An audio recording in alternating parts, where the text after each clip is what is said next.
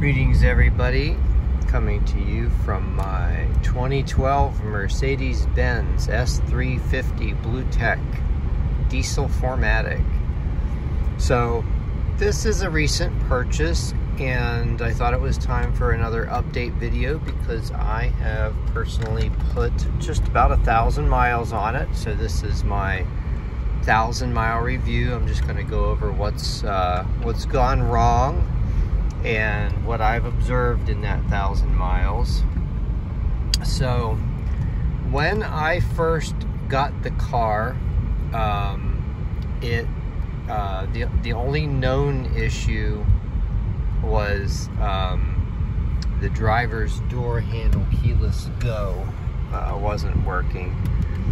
So that is that's something I knew about buying the car, and I may or may not take care of that because you can always just grab the rear door and it works to unlock all the doors just fine. Since I bought the car, one thing that happened was I kept getting an error about check rear right tail / brake lamp. It's intermittent. It doesn't actually happen every time. Like this time right now, there's 0 messages, so it has not kicked that one in. So gotta watch out for Bambi here. So that one is something I've actually ordered the part for. So this car has LED tail lamps, and there's no way to just replace the bad one. You actually have to replace the whole housing.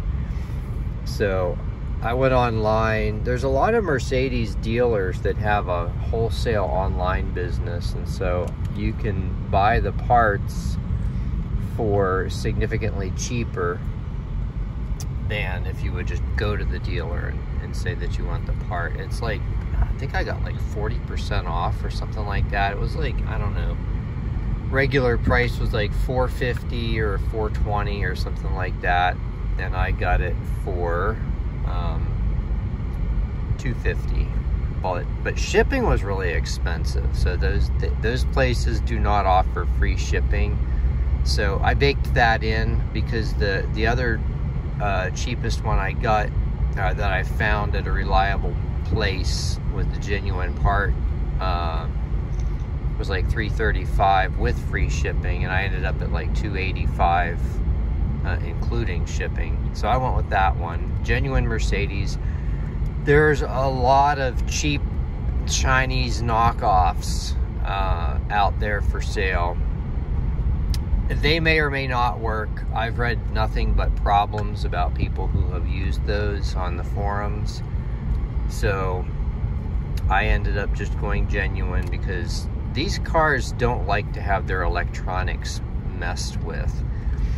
But other than that, I did pull codes. It had a bunch of codes from when they changed the battery the last time. I cleared all of those. The only one that came back that I remember, well, there was something about the passenger side power adjustment, but it works fine. So I don't know what's going on there. And then there was the error about the door handle, and then the error pointing to the tail lamp. Other than that, it's error free, which on a car like this age and this mileage is actually pretty remarkable. Typically you're going to just have things pop up all the time. But so far my experience with this car is really, really positive. And it's going to be interesting to see how it holds up over time. This one has become my primary driver. I've had it just a little over a week and 1,000 miles.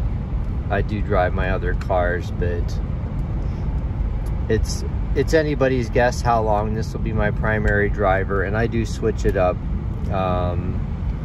I tend to have multiple cars. I just love cars, all kinds of cars, but I do tend to favor diesel cars and manual cars. But I've only ever owned one manual diesel, and I do have that on my channel for those who are interested. It was a 1984 Ford Tempo diesel. Kind of wish I would have ended up keeping that car. That was really something. It was so cool. I took it on a 1,000-mile road trip and got 44 miles to the gallon, and it ran great the whole time. But you know, I don't regret selling any cars truly, except the one Volkswagen Beetle I had when I was in college. Man, that was just such a favorite car, and it had an issue with the brakes. It was a simple issue, actually. The pin that holds the brake pedal to the master cylinder fell out, and I lost the brakes on it. That ended up being the last straw. My parents at the time offered to help me get a loan or co-sign or something like that for a car. And I ended up liking the car I got. It was a 86 Dodge Colt. I really liked it. But that's the one car I do truly regret selling. All the other ones, it was fine. I mean, some of the cars I do miss. You go through as many cars as I do, you know, you may regret selling some of them, but I always like getting the new cars that I haven't had before, like this one, for example, and just enjoying something different for a while, some longer than others. Anyway, that's really it. I mean, not a whole lot to report on this car, and hopefully it continues that way. That probably makes for more boring content when nothing's wrong with the car. But it is actually, I watch other YouTubers who make content about old cars like this that do have issues, and it is always interesting. But I will definitely update you, for those of you who are interested and like to hear me rambling. I will keep you posted on all my cars. Thank you to those of you who actually like my videos. I have a lot of commenters who don't like them, and that's perfectly fine. I am not for everybody. But anyway, have a great day.